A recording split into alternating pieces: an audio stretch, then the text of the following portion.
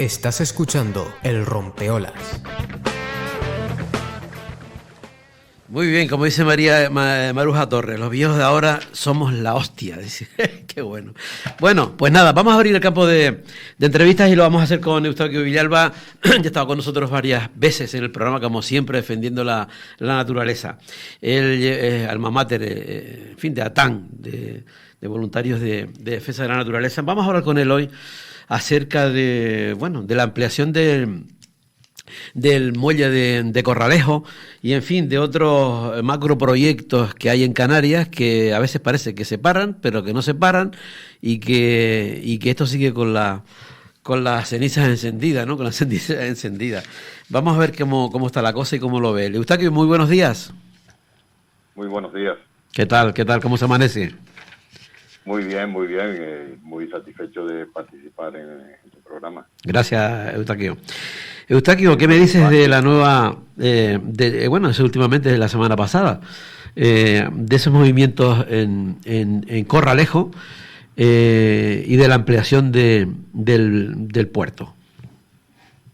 Bueno, es una muestra más de la política que llevan a cabo nuestras autoridades, donde el desarrollo parece que no tiene fin, que la meta es crecer cada vez más, sin darse cuenta que un crecimiento de ese tipo nos lleva al caos, que es lo que está ocurriendo ya en islas como Tenerife, y ahora quieren ampliarlo a islas como Fuerteventura, destruyendo una de las zonas de mayor interés biológico, puesto que es una zona SEP, es una zona de espacios protegidos, es una zona con enorme interés arqueológico y que ya está consolidado como núcleo turístico especializado en algunas cosas, por ejemplo, como en el sur, y la instalación de este puerto no viene sino a destruir una de las zonas de mayor interés de la isla.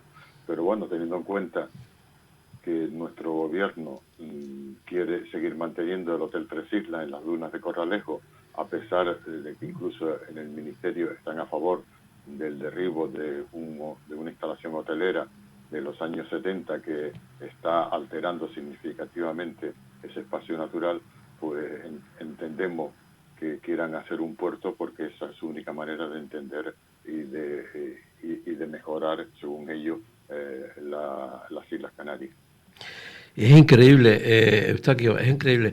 Vamos a ver, es que da la impresión de que, bueno, no sé, a mí me da la impresión de que últimamente los políticos hablan de sostenibilidad, con un montón de términos que antes no los usaban y ahora lo usan, pero yo creo que lo usan a nivel verbal, porque a la hora de la práctica sigue lo mismo o peor.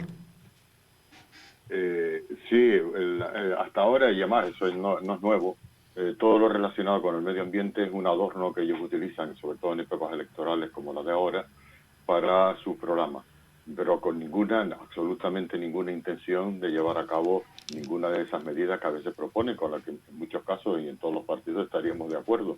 Lo que pasa es que ellos lo ponen simplemente para justificarse, pero no tienen la menor intención ni de llevar a cabo esos proyectos que ellos dicen que son sostenibles, sino todo lo contrario. Lo que apuestan es por un desarrollismo a ultranza, con más grandes instalaciones, más puertos, más carreteras, más coches, más turistas, como si esto no tuviera fin ni las islas tuvieran un límite.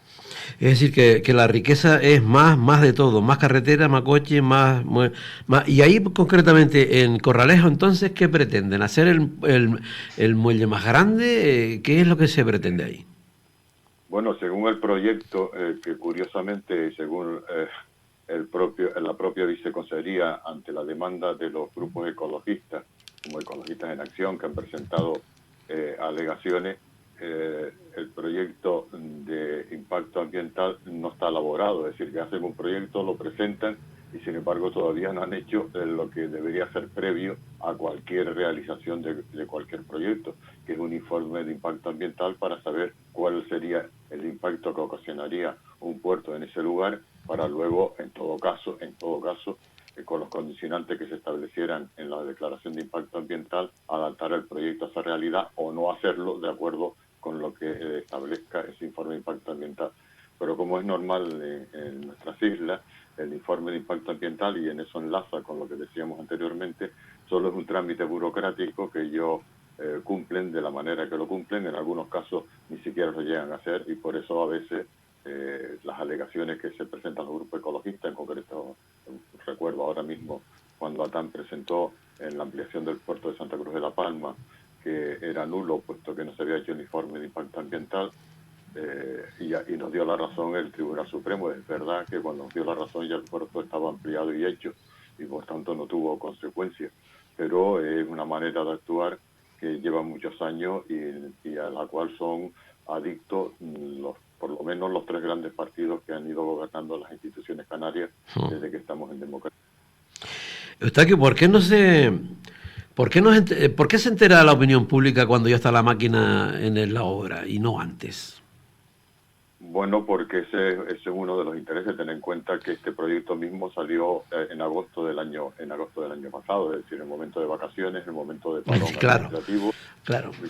Y entonces lo hacen precisamente por eso. No, ellos son conscientes, porque no tontos no son, no hay que pensar que sean tontos o que tienen tan malas ideas. No, ellos lo hacen así expresamente para evitar la oposición popular y llevar a cabo esos proyectos que, como nuestra historia reciente ha demostrado, la mayor parte de ellos están también muy ligados directamente a procesos de corrupción. A mí me sorprende, Eustaquio, que casi siempre, yo no digo que siempre, pero en muchísimas ocasiones, muchas licencias que se han dado y luego informes medioambientales de los grandes problemas que ha existido aquí en Canarias, ¿no? Tienen la rúbrica de un biólogo en concreto, ¿no? Se llama Rosendo López. No sé por qué suele estar siempre detrás de, en fin, de todas las, es decir, de informes favorables. Siempre hay un informe favorable de todo lo que se ha, de todo prácticamente lo que se ha quejado en fin, la población, ¿no? ¿Por qué? O no sé si está directamente los informes que los hace siempre favorables. Sí, es favorable. Entonces, ¿por qué siempre se recurre?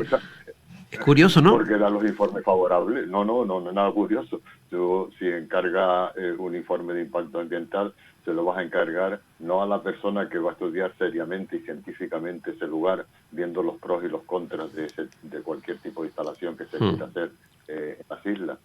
Se lo das a aquella persona que tú sabes previamente que sus informes van a ser favorables y que los condicionantes que pueda poner son prácticamente inexistentes, y en consecuencia tienen vía libre para hacer las grandes obras.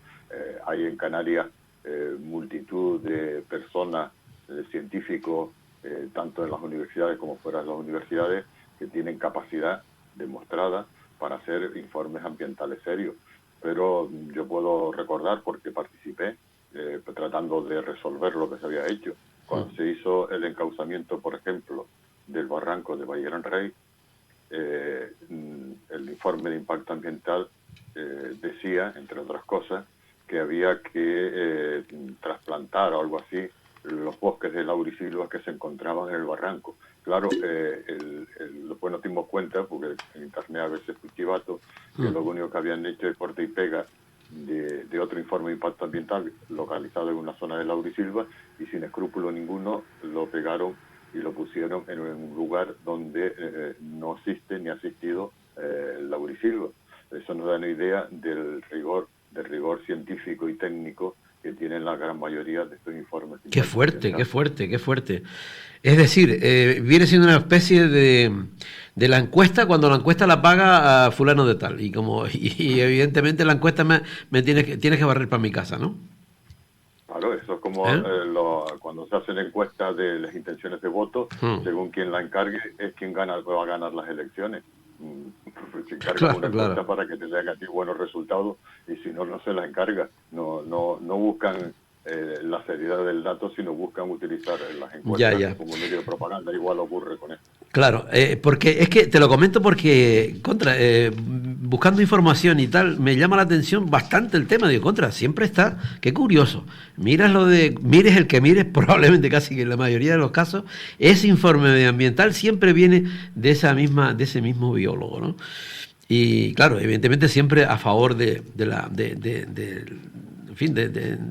sistema que quieren montar, ¿no? Y aparte digo una cosa también. El popular lo tiene claro. Sí.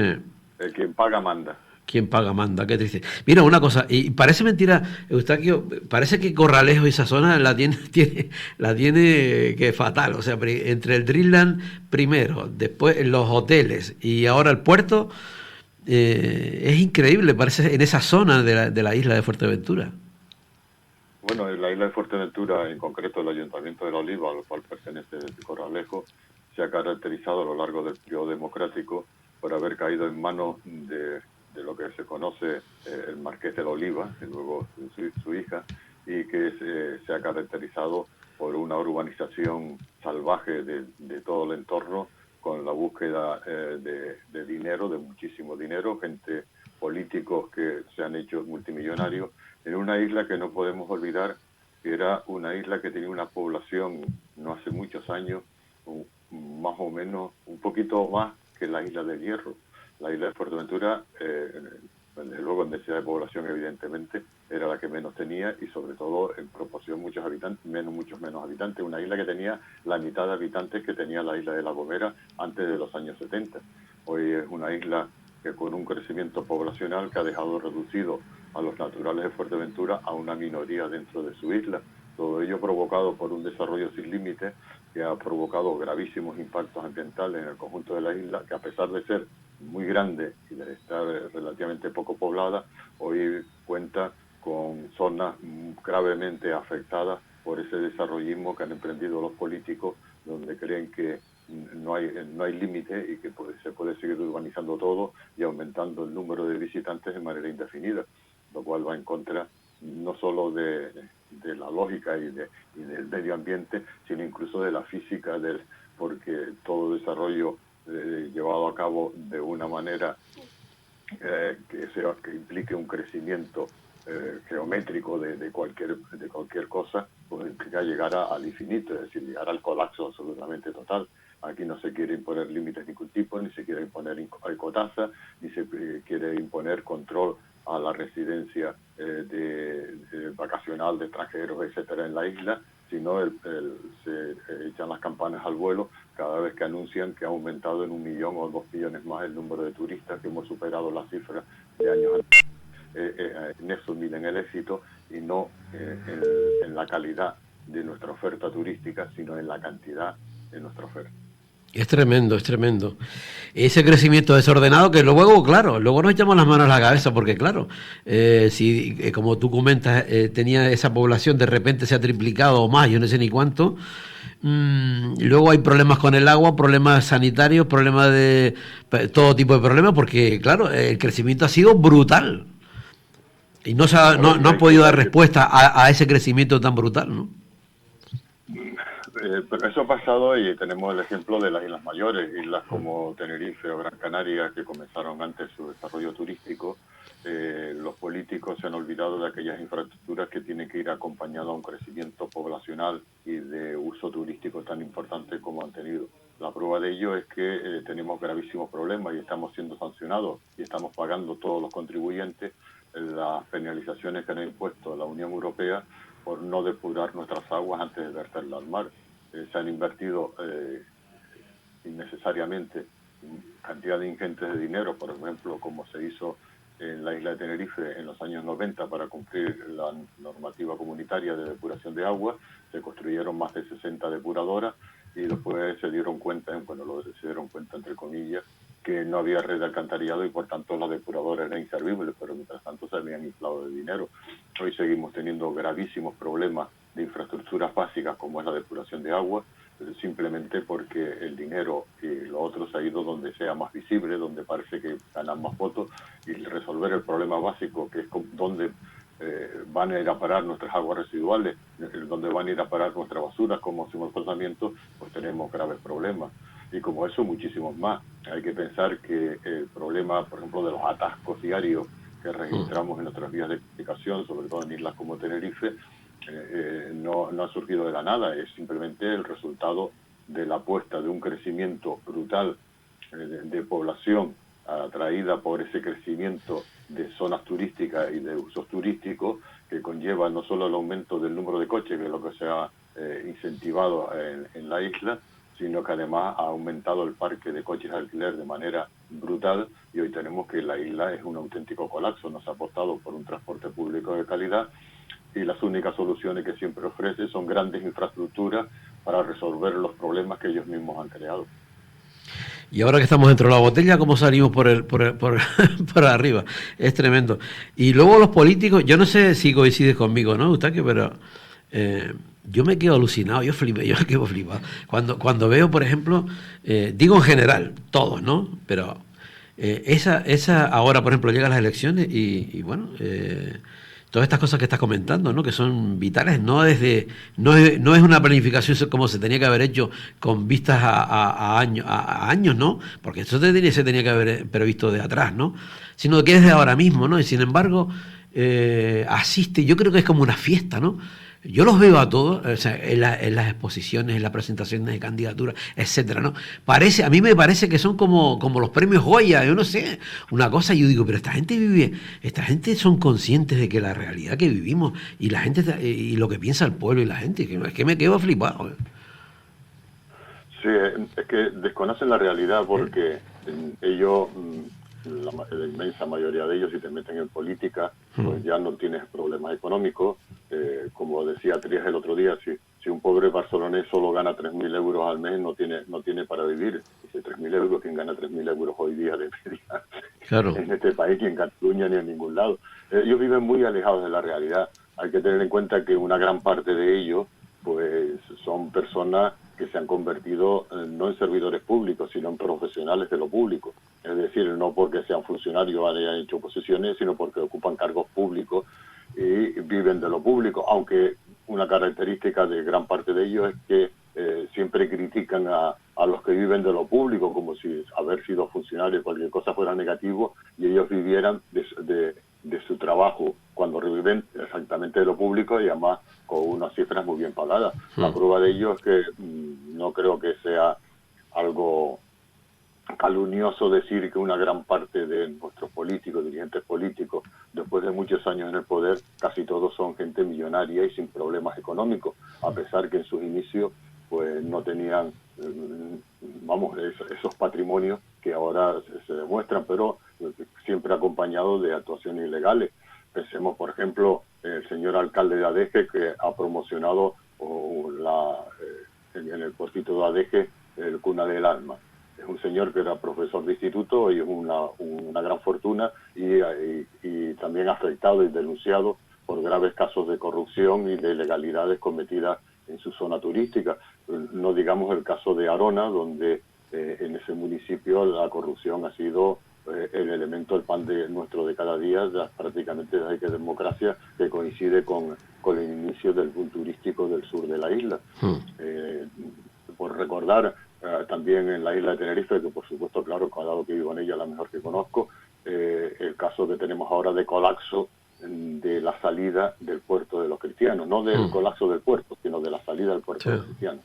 Pues bien, en los años 80, cuando se presentó el proyecto de la playa de Las Vistas, nosotros presentamos alegaciones y incluso yo tuve una discusión en la radio con el entonces alcalde en que decía que eso era que hacer la playa de Las Vistas tal como la tenían proyectada era un disparate porque cerraba la salida del puerto de los cristianos, con lo cual se iba a colapsar la salida. Me llamaban, bueno, lo típico que nos negamos al progreso de la isla, que le decimos el no a todo, y ahora tenemos el resultado de la salida del puerto de los cristianos. Es una calle turística donde los turistas cruzan con la toalla para ir a la playa, donde hay coches aparcados en doble fila y donde cualquier fin de semana donde se desplace mucha gente a la isla de La Gomera o a otras islas del puerto de los cristianos, pues se tarda más tiempo en salir del puerto de los cristianos que en llegar a la isla del destino. Es el resultado lógico de lo que hicieron los políticos y ahora lo que hacen dice, bueno, solución, hacemos otro puerto y ya está, que el dinero, como el dinero público a nosotros nos importa, hacemos otro puerto en Fonsalía y ya está. Oiga, que tienen el puerto de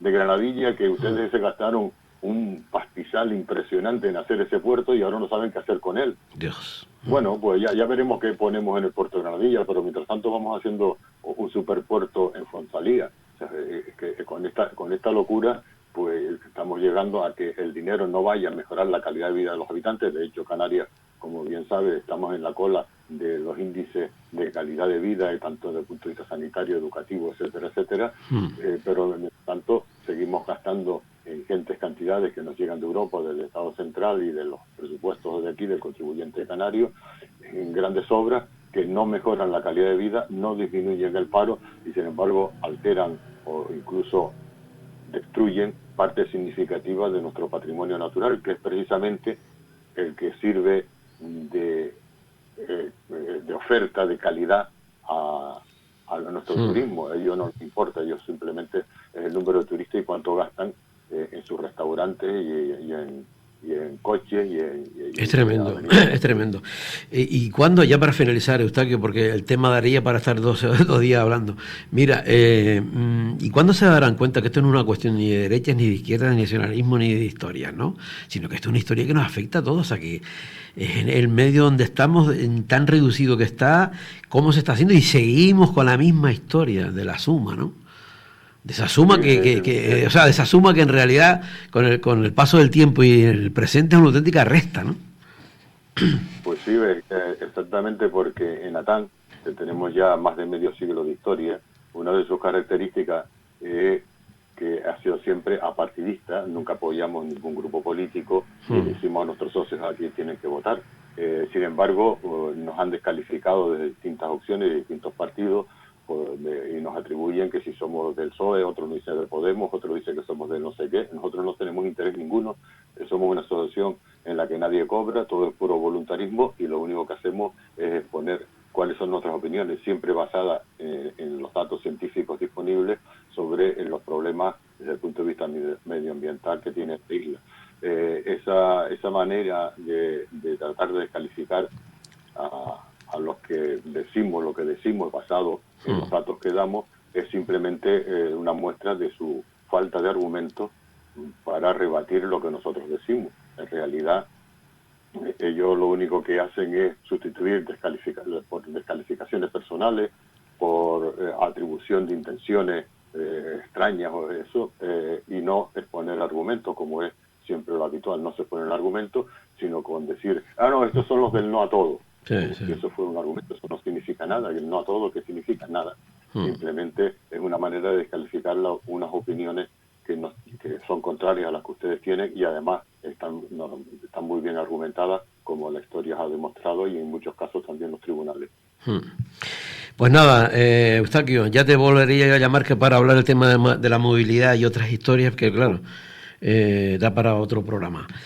Oye, un saludo de parte de...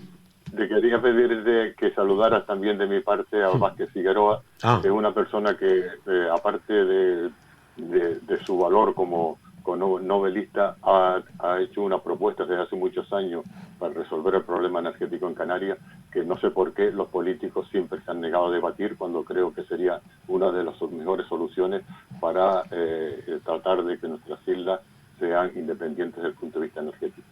Perfecto, pues ahora cuando hable con él se lo comentaré. Tú también un saludo para ti, que de parte de Tomás, el hombre de jaleopress.com, que te dice que cada vez que pasa por la autopista se acuerda de ti. Pues salúdalo, dale un abrazo de mi parte y muchas gracias. Gracias, Eustaquio. Chao. Gracias. Hasta otra. Chao. Adiós, chao. Hasta la próxima. Vale, chao. Bueno.